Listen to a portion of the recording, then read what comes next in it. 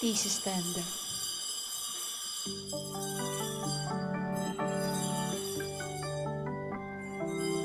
Bayan muling magtigon, awitan ng Panginoon. Sa biging sariwain, pagliligtas niya sa atin. Sa biging sariwain, pagliligtas niya sa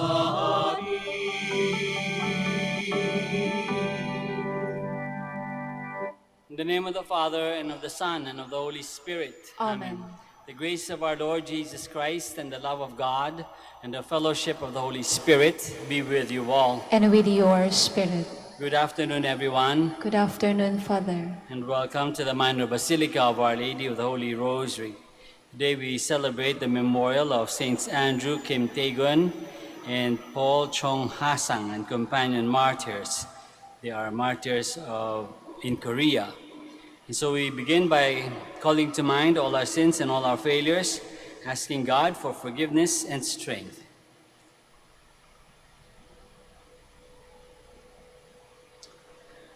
You were sent to heal the contrite of heart. Lord, have mercy. Lord, have mercy. You came to call sinners. Christ, have mercy. Christ, have mercy. You are seated at the right hand of the Father to intercede for us. Lord, have mercy. Lord, have mercy. May Almighty God have mercy on us, forgive us our sins, and bring us to everlasting life. Amen. Let us pray.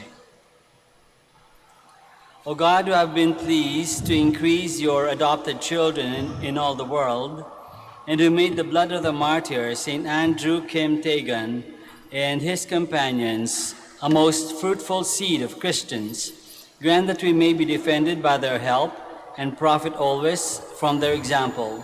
Through our Lord Jesus Christ, your Son, who lives and reigns with you in the unity of the Holy Spirit, God forever and ever. Amen. Please be seated.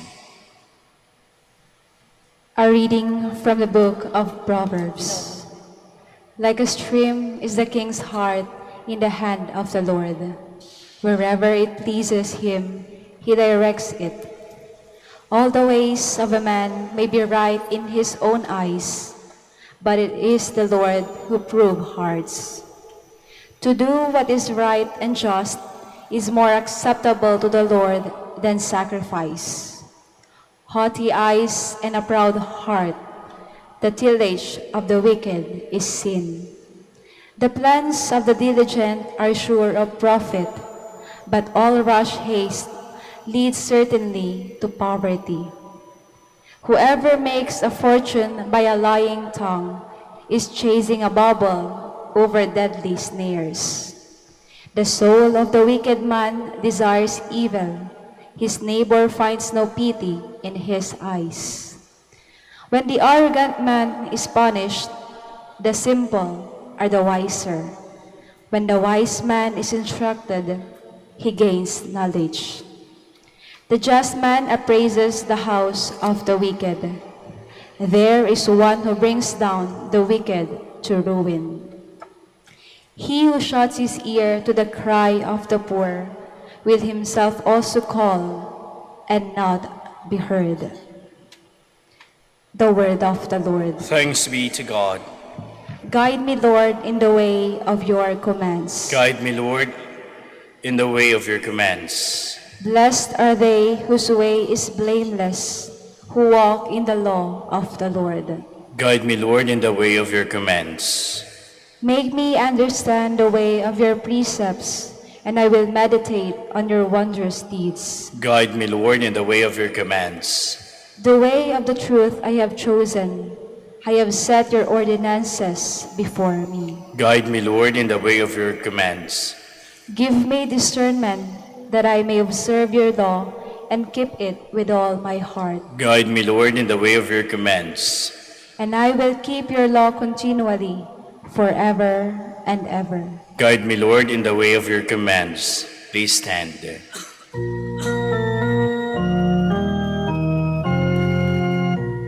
Alleluia,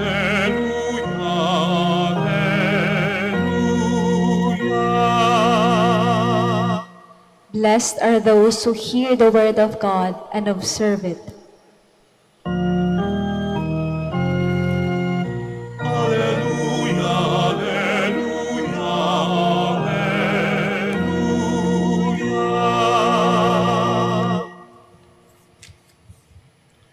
The Lord be with you. And with your spirit. A reading from the Holy Gospel according to Luke. Glory to you, O Lord. The mother of Jesus and his brothers came to him, but were unable to join him because of the crowd. He was told, "Your mother and your brothers are standing outside, and they wish to see you." And he said to them in reply, "My mother and my brothers are those who hear the word of God and act on it." The Gospel of the Lord. Praise to you, Lord Jesus Christ. Please be seated. Magandang hapon po ulit sa inyong lahat and welcome to the Minor Basilica of Our Lady of the Holy Rosary. Madalas na natin itong naririnig o kaya tayo siguro din mismo ginagawa din natin, no? Na tatawag tayo sa ibang tao, tawag natin, kahit di man natin kakilala, hindi natin kamag-anak, ate, kuya, yung mga minsan magkakabarkada, tawag na bro, tol, or utol, no? Which is brother. So, meron tayong ganyang mga tawag na parang nagiging magkakamag-anak. Yung nanay ng kaibigan mo, tatawagin mo rin, nay, o kaya lola, o lolo, kung sino kung matanda, no? O kaya kung medyo social ng konti, mama, no? O mami, me, di ba? Ginagawa natin, nag-aampunan tayo silently, implicitly, implied, na kahit walang pagkakasunduan, parang nag-aampunan tayo bilang magkakamag-anak, bilang magkakapatid, bilang anak at magulang, o pamangkin, o pinsan. Hindi lang dito yan. Di ba, kahit sa ibang bansa, makikita rin natin mga tao nagtatawagan ng bro, tatawagan ng cousin. Sa Hawaii, ang mga tawagan ng mga tao yata, cousin, no? Pinsan. So, ginagawa ng mga tao. Ano ibig sabihin? Magandang isipin na ito ay sign. Isang sign na madaling maging komportable ang mga tao sa isa't isa. It would be nice, no? To think that this is a sign that people have ease, no? Feel more easy in feeling comfortable with one another, no? Maging sign. Pero tinatanong ko yung sarili ko din, anong basis kaya? Anong basis ng tawagan ng close, ng tawagan ng parang closeness na ito? Parang minsan di ka pa nga kilala, ngayon pa lang kayo nagkakita, kuya na tawag sa iyo, ate, o tito, o sino man, ano? Parang gusto mong tanong, close ba tayo? Meron ba akong anak sa labas? O meron ba akong kapatid sa labas? No? Parang, anong basis? Bakit ba nagkaganon tawag? Pero kung isipin mo, parang wala, di ba? Wala naman talagang basis, kaya lang, a friendly way of calling one another. Pero kung isipin mo, hindi siya totoo. Hindi mo naman totoong kuya yan, hindi mo naman totoong ate yan, hindi mo totoong mami yan. Tawag lang. And so kapag gano'n yung dahilanan, walang dahilan, yung pagtawag nagiging empty. Kaya minsan kuya-kuya tawag, pero mamaya nakita mo nagbubugbugan na. O kaya minsan kahit sa pamilya nga, di ba? Ate kuya, pero pagdating sa lalo na pagdating sa pera, nagkakanda away-away.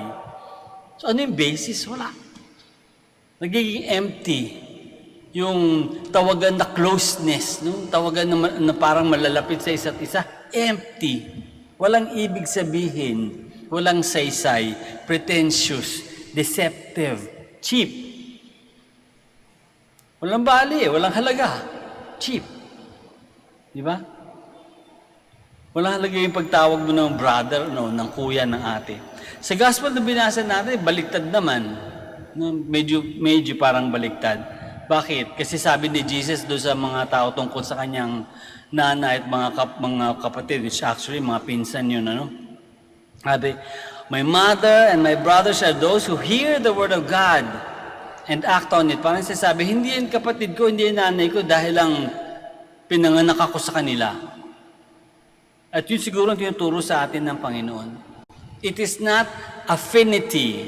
It is not consanguinity. O hindi yung pagiging magkakamag-anak sa dugo ang nagiging dahilan para tayo maging nanay at tatay, magkakapatid. Kung ang tinuturo ng Diyos, meron dapat na mas malalim na basis. There needs to be a deeper basis why we are related to one another. And that is, if we hear the Word of God and act on it and live on it. If we hear the Word of God and live in it, live with it. Kailangan makinig tayo sa salita ng Diyos at isabuhay natin. Hear the Word of God and act on it. Paano? Paano natin ma-act on it yung Word of God? Yung first reading, nagbigay sa atin ng mga example o ng mga tips. Una, sabi, to do what is right and just, galing to sa Proverbs. To do what is right and just is more acceptable to the Lord than sacrifice. So isa yun sa paraan ng acting on the Word of God. To do what is right and what is just. Gawin ko ano yung tama at kung ano yung makatarungan. Gawin ko ano yung tama as in correct at yung tama as in makatarungan. Yung kung anong dapat ibinibigay sa kabila. To do what is right and what is just. Napakadaling sabihin, napakahirap gawin. Bakit? Natural tayong mga madadamot at swapang eh. Ako muna. Di ba? Natural yan sa atin. Ako muna. Kahit hindi natin isipin yun. Ganun tayo kung kumilos, kung mag-isip. Ano muna yung nakakabuti sa akin? The Lord asks us differently. The Lord instructs us and tells us to live differently. To do what is right. Kung ano yung tama at kung ano yung makatarungan sa isa't isa. Hindi lang, of course, hindi lang sa ibang tao, pati sa akin. But to do what is just, what is fair. Kung ano yung karapat-dapat. Ano halaga nung pagtatawagan natin ng kuya at ate o nanay, mami, kung wala namang katarungan ng ating relationship, kung hindi naman tayo just makipagtungo sa isa't isa. How can we consider friends and relatives someone to whom we do something wrong, to whom we are unfair, to whom we are illegal, we do something illegal? Diba? Parang salungat, no? Ano tatawag? Tatawag-tawag ang kuya dyan, tatawag-tawag ang ate, mami, nanay, tatay. Pero winawalang hiya naman. Di ba? And therefore, totoo yung sinasabi ng Panginoon. Ang tunay na mayroong ugnayan, tunay na mayroong relationship, tunay na magkadikit, no? Magkapamilya, ay yung nakikinig sa salita ng Diyos, who hear the Word of God and act on it. One, by doing what is right and what is just. Pangalawa, sabi din sa first reading, to hear the cry of the poor. Isa pa rin paraan yung para maging ate at kuya sa isa't isa. Para maging tunay na nanay at tatay sa isa't isa. Maging tito o tita sa isa't isa. Pinsan sa isa't isa. Tol, bro sa isa't isa. To hear the cry of the poor. Maraming nahihirapan sa paligid natin. Naririnig ba natin yung kanilang pangangailangan? Malamang hindi o madalas hindi. Kasi bakit? Again, sarili muna natin. Ako muna. So kakaibang pag-iisip ang binibigay sa atin ng Panginoon, ang tinuturo sa atin ng Panginoon. Huwag laging tayo muna. Kung sino yung mas may kailangan. Kung ano yung just. Ano yung makatarungan. Kung ano yung tama. Kung sino yung mas may kailangan. To hear the cry of the poor. Because a good relationship with God, kapag tunay yung mabuti yung ating relationship with God, equivalent nun, parang sinasabi din natin, dapat maganda rin yung ating relationship with the poor. With our poor brothers and sisters. Bakit? Sabi nga, di ba? Sabi ni Jesus, whatever you do to the least of my brothers and sisters should do to me. Mahal ng Diyos ang mga pobre, ang mga mahihirap, ang mga nahihirapan. Hindi lang mahihirap sa pera, kundi nahihirapan. Mahal yan ang mga yan ng Diyos. Kaya dapat din nating mahalin. Kung gusto natin na tama yung ating relationship with God. God cares for the poor. We have only one Father. Tunay na magkakamag-anak tayo at yung mga mahihirap, yung mga nahihirapan. Yung mahirap na. Bakit? Pareho ang tatay natin sa langit. Iisa lang ang tatay natin sa langit. So in a very real way, hindi lang tawag-tawagan, empty, we are brothers and sisters. We are mothers and children of one another because we have one eternal Father, God. Kaya itong ating sineselebrate ngayon, sina Kim Tae-gån, at yung mga ibang Korean na priests and martyrs, anong ginawa nila? They died for the faith. And what was that? Nung namatay sila para sa kanilang pananampalataya, namatay sila para sa Diyos, that is doing what is right and just for God. So they are children of God because they did what is right and just for God. When they became martyrs, inuna nila yung kanilang pananampalataya. They heard the cry of the poor because they heeded the needs of the poor before theirs. Inuna nila yung pangangailangan ng iba. Siguro pwede natin tanungin yung ating sarili. Ano yung last time ano yung kahuli-huli ang ginawa natin na tama at makatarungan?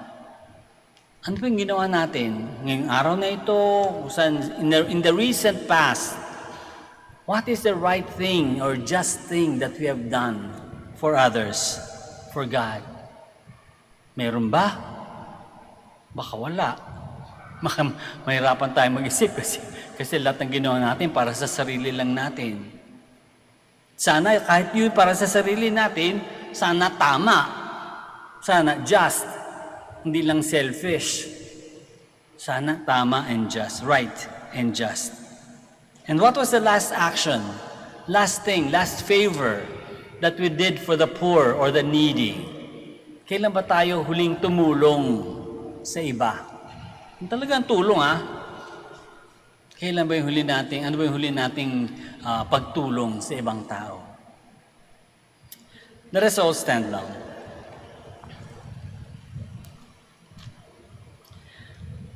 Jesus' message of the gospel and his own life are our guidelines in seeking God's will. Let us pray to God our Father that we may follow him and live his message. After each petition we say, perfect your will in us, O Lord. Perfect your will in us, O Lord, that the Church may live the spirit of the gospel and always seek God's will. Let us pray to the Lord. Perfect your will in us, O Lord. That we may deepen our faith by extending services to the poor, the handicapped, and the disadvantaged. Let us pray to the Lord. Perfect your will in us, O Lord. That we may become true members of God's family by being faithful to the will of the Heavenly Father. Let us pray to the Lord. Perfect your will in us, O Lord. That we may make God's word alive in us by living it out in the daily circumstances of life. Let us pray to the Lord. Perfect your will in us, O Lord. That the dead may find perpetual light and eternal rest. Let us pray to the Lord. Perfect your will in us, O Lord. Let us pray for our own personal intentions and for the special intentions of this Mass.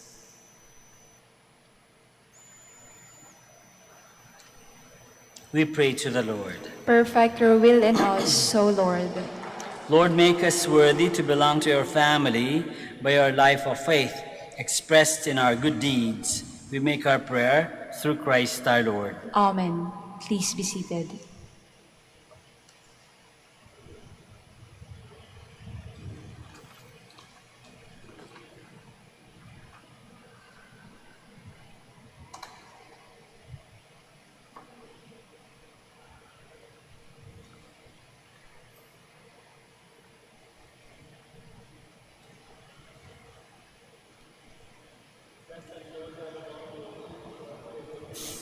We have this bread to offer, which earth has given and human hands have made. It will become for us the bread of life. Blessed be God forever.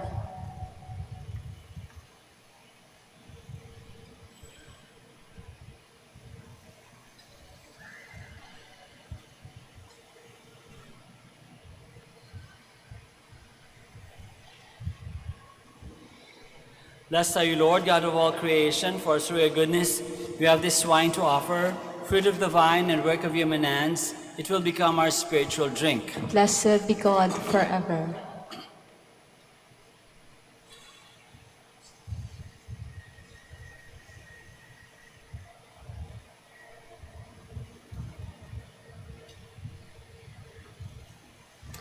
Please stand. Pray, my dear friends, that our sacrifice may be acceptable to God, the Almighty Father. May the Lord accept the sacrifice at your hands for the praise and glory of his name, for our good and the good of all his holy church. Look with favor, Almighty God, on the offerings of your people, and through the intercession of the blessed martyrs, grant that we ourselves may become a sacrifice acceptable to you for the salvation of all the world. Through Christ our Lord. Amen. The Lord be with you. And with your spirit. Lift up your hearts. We lift them up to the Lord. Let us give thanks to the Lord our God. It is right and just. It is truly right and just, our duty and our salvation, always and everywhere to give you thanks, Lord, Holy Father, Almighty and eternal God. For you are glorified when your saints are praised. Their very sufferings are but wonders of your might. In your mercy, you give ardor to their faith, to their endurance, you grant firm resolve, and in their struggle, the victory is yours, through Christ our Lord. Therefore, all creatures of heaven and earth sing a new song in adoration, and we, with all the host of angels, cry out, and without end we acclaim.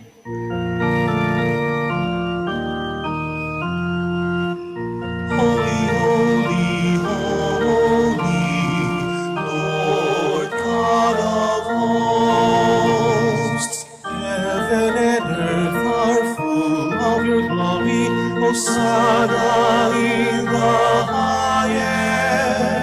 Blessed is he who comes in the name of the Lord. Hosanna, Hosanna in the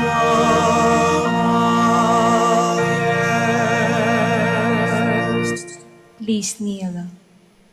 You are indeed holy, O Lord, the fount of all holiness. Make holy, therefore, these gifts, we pray, by sending down your Spirit upon them like the dewfall, so that they may become for us the body and blood of our Lord Jesus Christ. At the time he was betrayed and entered willingly into his passion, he took bread, and giving thanks, broke it and gave it to his disciples, saying, "Take this, all of you, and eat of it, for this is my body, which will be given up for you."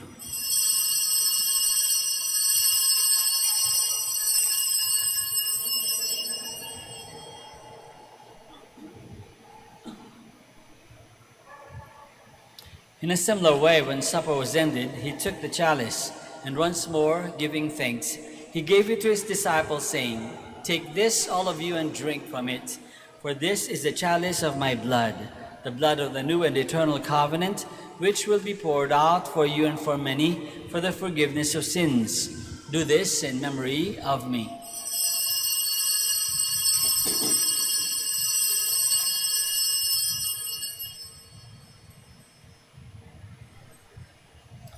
The mystery of faith. When we eat this bread and drink this cup, we proclaim your death, O Lord, until you come again. Therefore, as we celebrate the memorial of his death and resurrection, we offer you, Lord, the bread of life and the chalice of salvation, giving thanks that you have held us worthy to be in your presence and minister to you. Humbly we pray that partaking of the body and blood of Christ, we may be gathered into one by the Holy Spirit. Remember, Lord, your church spread throughout the world, and bring her to the fullness of charity, together with Francis, our Pope, and Socrates, our Bishop, and all the clergy. Remember also our brothers and sisters who have fallen asleep in the hope of the resurrection, and all have died in your mercy. Welcome them into the light of your face. Have mercy on us all, we pray, that with the Blessed Virgin Mary, the Mother of God, with Saint Joseph, her spouse, and with the blessed apostles and all the saints who have pleased you throughout the ages, we may merit to be co-heirs to eternal life, and may praise and glorify you through your Son, Jesus Christ. Through him, and with him, and in him, O God, Almighty Father, in the unity of the Holy Spirit, all glory and honor is yours, forever and ever. Amen. Please stand. Let us pray now to our Father in heaven in the words that our Lord himself has taught us.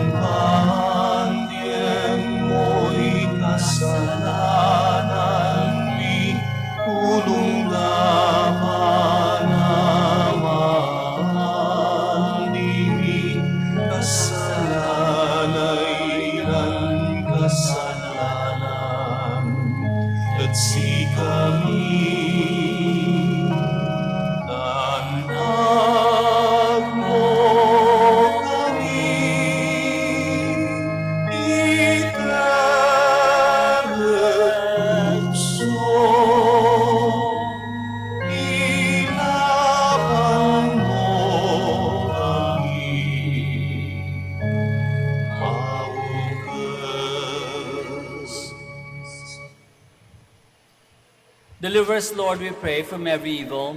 Graciously grant peace in our days, that by the help of your mercy we may be always free from sin and safe from all distress, as we await the blessed hope and the coming of our Savior, Jesus Christ. For the kingdom, the power, and the glory are yours, now and forever.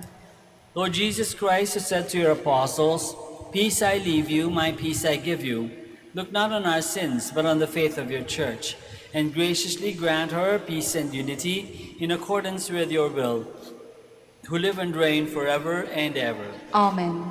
The peace of the Lord be with you always. And with your spirit. Let us offer each other the sign of peace.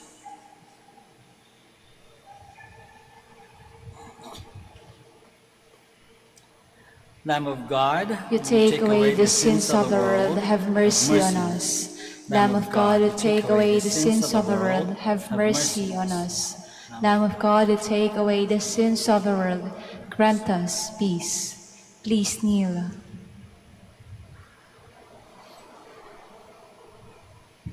This is Jesus, the Lamb of God, who takes away the sins of the world.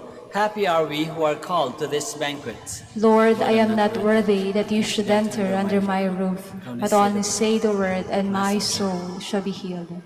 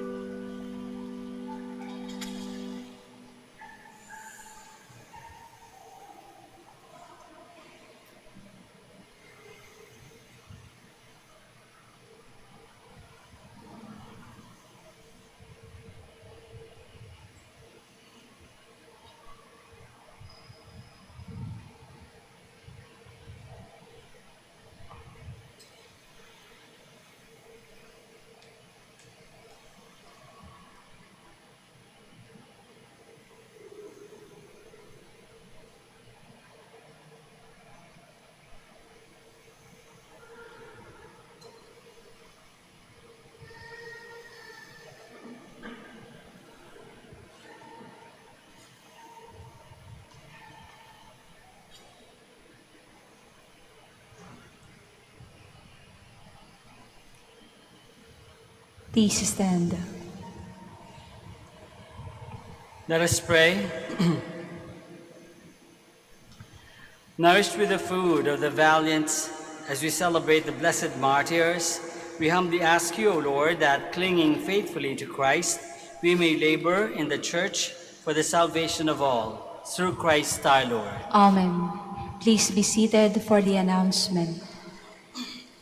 Dear devotees of Our Lady of Manaoag, the feast of Our Lady of the Rosary of Manaoag will be on October 2, 2022, Sunday. Novena Masses will start this coming Friday, September 23, 2022. We invite you to participate in these Novena Masses. If you wish to sponsor one or several Masses, you may fill out the form at the counters for Masses area and submit it with your donation, where you will be provided with an acknowledgement receipt. Or you may visit our website www.manaoagminorbasilica.org for the online pamisa. All names of donors and sponsors will appear in the electronic souvenir program. Thank you very much for your continued support. Please stand. Maraming salamat po sa inyong lahat sa pakikisa sa Santa Misa. The Lord be with you. And with your spirit. May Almighty God bless you all, the Father and the Son and the Holy Spirit. Amen. Mass is ended. We go in the peace and the love of Christ. Thanks be to God. We now bless the sick and your religious articles. Our help is in the name of the Lord, Who made heaven and earth. God, our Almighty Father, by your blessing, you give us strength and support in our frailty. Turn with kindness toward our sick brothers and sisters. Free them from all illness and restore them to good health through the intercession of Our Lady of the Rosary of Manaoag, so that in the sure knowledge of your goodness they will gratefully bless your holy name. We ask this through Christ our Lord. Amen. In memory of the mysteries of the life, death, and resurrection of our Lord Jesus Christ, and to the honor and glory of the Blessed Virgin Mary, Mother of Christ, Mother of the Church, Our Lady of the Rosary, may all these articles be blessed and those who use them made holy as they fulfill the will of God according to the example of the Blessed Mother. In the name of the Father, and of the Son, and of the Holy Spirit. Amen. Amen.